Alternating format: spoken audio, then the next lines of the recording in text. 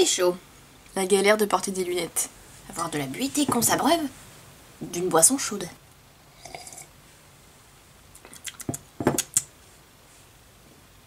Hi, it's Caroline. Welcome back to my channel.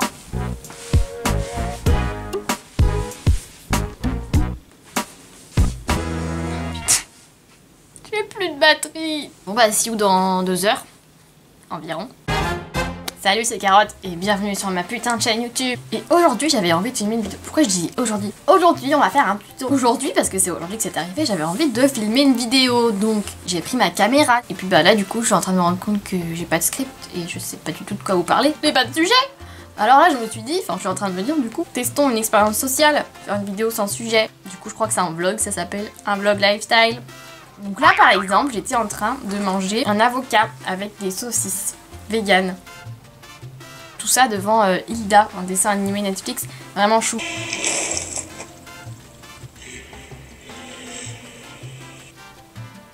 Donc là typiquement on est sur une saucisse, sur son lit de sauce soja. Voilà, saucisse végane, hein. Saucisse végane, attention, attention, on n'est pas chez les sauvages ici.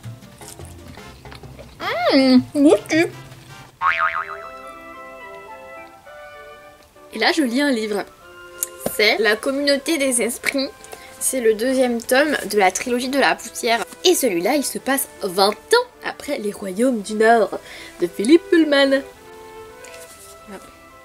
C'est décevant. Je recommande pas.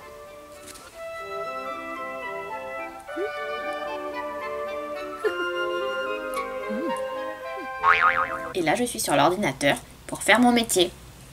J'écris des articles. Cette année, j'ai demandé un aspirateur que j'ai reçu. Merci Père Noël. Là vous vous dites, mais qu'est-ce qu'on s'en bat les couilles de ton aspirateur? Quelle est la valeur ajoutée à ma vie? Non, ce n'est pas un placement de produit aspirateur quand même, j'en suis pas là. Mais en fait, pourquoi je suis si joyeuse? Ça n'a pas de sens. Évidemment que ça n'a pas de sens. Mais écoutez, la vérité c'est que toute ma vie durant, enfin toute ma vie d'adulte durant, d'étudiante durant, etc., j'ai enchaîné les minuscules espaces de vie. Du coup, j'ai jamais eu un vrai aspirateur. Jusqu'à maintenant, je me contentais d'un aspirateur à main et je rampais au sol comme ça pour faire toute la surface de mon sol.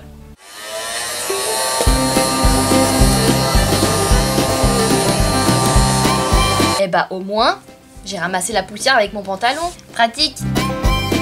Donc cet aspirateur est synonyme de retrouver ma dignité. Je vais pouvoir passer l'aspirateur debout, comme une vraie personne. Des fois je regarde et je regarde mon sol et je suis là. Trop hâte d'aspirer. C'est complètement fou, non? Non mais la vie d'adulte c'est un gros délire. Hein. Le code promo c'est... C'est faux.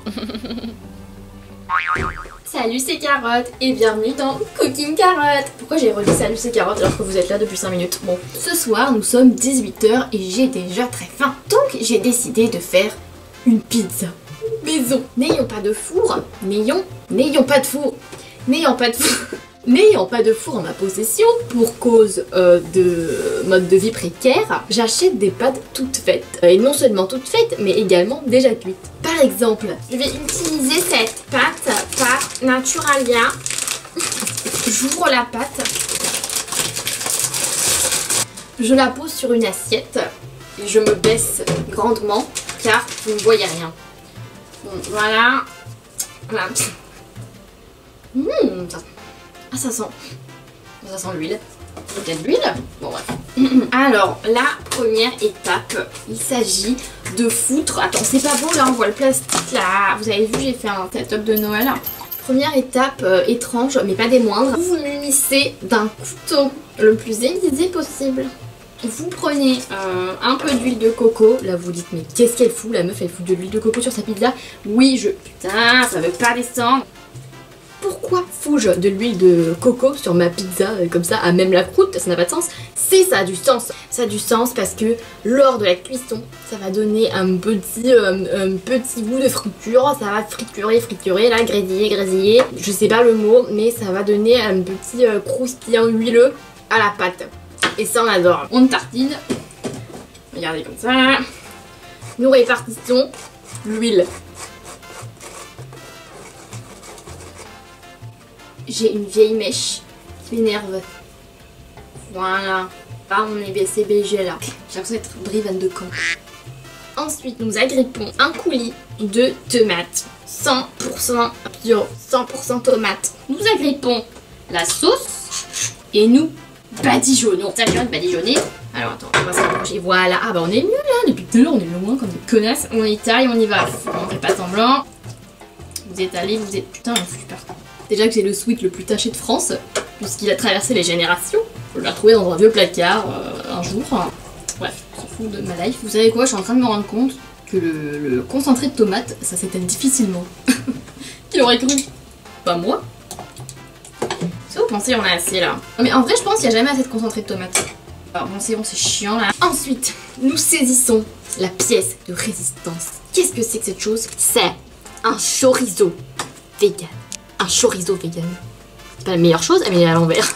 De chair, c'est.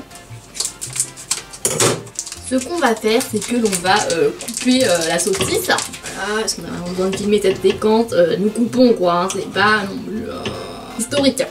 On fait des petites lamelles. En fait, on fait une pizza emoji. Genre c'est rond, avec du rouge, des petites rondelles de je sais pas quoi, et du fromage. Donc nous plaçons ensuite les petits bouts de saucisse. On fait en sorte que ce soit beau. On n'est pas là pour que ce soit laid du cul. On fait ça correctement. Prochaine étape et dernière étape, nous prenons du fromage vegan. C'est pas du tout du fromage du fromage pas vegan du tout, mais du fromage bio. Attention, je tiens à mes valeurs, le bio. Attends. Donc hop hop hop hop hop hop hop. Allez allez. Oui, neige. Ensuite, qu'est-ce qu'on fait? On prend le tout. Est-ce que j'ai fini? Sauce tomate. Ouais. Maintenant, qu'est-ce qu'on fait? On prend la pizza et on la fout dans une poêle. Et c'est le moment où vous allez tous vous désabonner. Oh, il y a un petit pepperoni tout seul dans l'assiette. Il était où? Oh non, je sais pas où il était. Là. Je vous ai dit que j'avais pas de four. Donc, comment on fait? Vous inquiétez pas, moi j'ai trouvé la meilleure astuce. La poêle, c'est la vie. Bah déjà, j'ai oublié de faire un truc très important. La matière grasse dans la poêle. Pourquoi l'huile de coco? Vous me direz, c'est vraiment très étrange, carotte. Mais en fait, je vous explique, l'huile de coco, ça perd son goût quand ça cuit. En fait, ce qui va se passer, je vais mettre la poêle dans la pizza. Non, je vais mettre la pizza dans la poêle et le couvercle par-dessus. Je sais, je l'ai pas mis dedans, vous inquiétez pas, c'est parce que j'attends que l'huile... Le secret pour que la pizza soit toute parfaitement cuite et pas cramée en dessous et crue au-dessus, c'est juste de mettre à feu doux. Je laisse chauffer la poêle 5 minutes à feu moyen, ensuite je la fous à feu doux.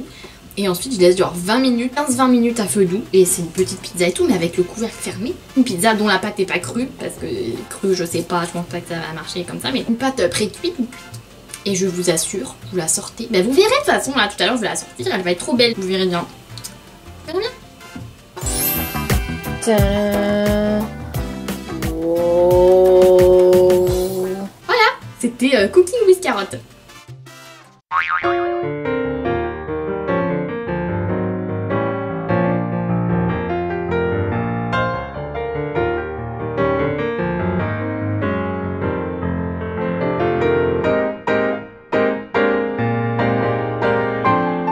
Je vous propose donc de terminer cette vidéo sur cette petite vibe cosy de Noël.